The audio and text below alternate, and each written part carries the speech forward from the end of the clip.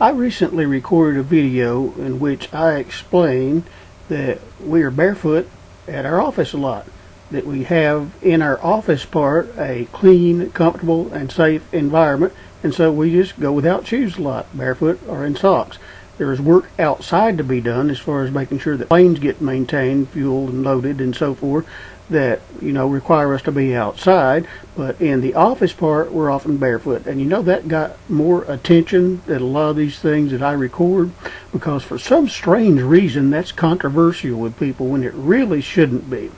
I need to say, first of all, that I'm not, and the others are not, 24/7 barefoot fanatics who think that people ought to be going barefoot everywhere all the time. That is just not practical.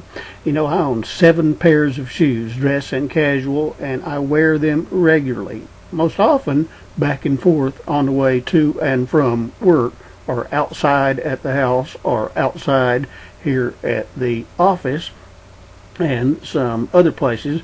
I've got dress shoes and I've got casual shoes, and I use them on a regular basis.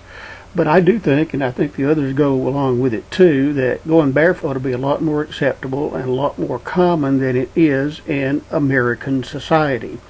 Now, we don't think for 1 minute that people ought to be going barefoot at semi-formal or formal occasions, or in dangerous conditions, or where the temperature is not moderate. I think the general parameter is this: if the temperatures are mild, if the environment is safe, and if the whatever you're doing is not semi-formal or formal, then that is generally okay for going barefoot. But like I said, we're not some of these 24/7, 7-day-a-week barefooters like you find with the Society of Barefoot Living. Some of those people want to go without shoes 24/7 like Cody Lundeen, and that is just not practical. For one thing, it's very dangerous. There's a risk of puncture wounds, and also there is a risk of bacterial infection from puncture wounds and crushing wounds and cuts and all kinds of wounds. Also, in the wintertime, you can get frostbite.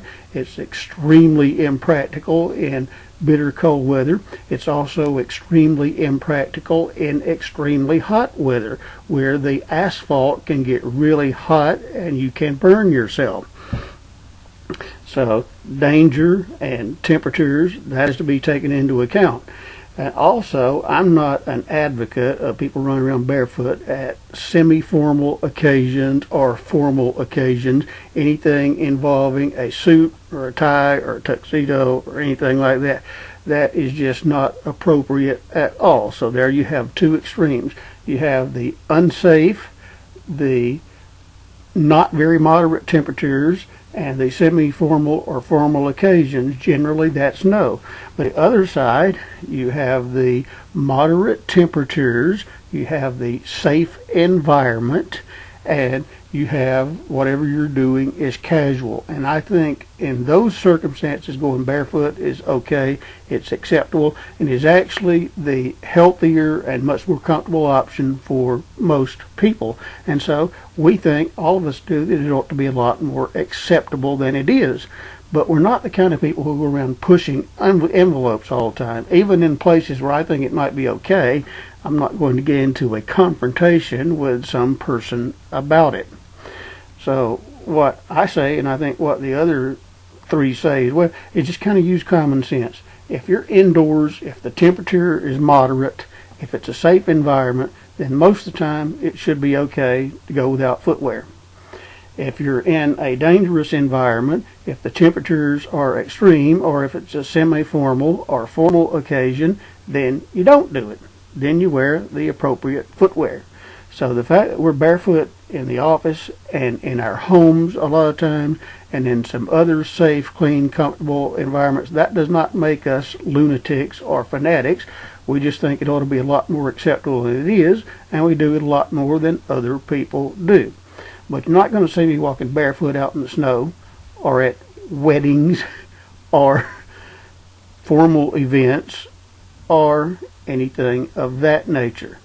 we think going barefoot is a very good practice, that it ought to be done a lot more, but we're not in the lunatic fringe. Like anything else, this requires a little bit of common sense. But for most people, it's a healthier option in a lot of situations, and we think it ought to be a lot more common than it is. And that's our position. We're not far out lunatics. We just do it a lot more, and we think that other people should be able to do it a lot more too, because we think it's a healthier option that helps to reduce stress depending on the circumstances. And so there you have it, the barefoot balance.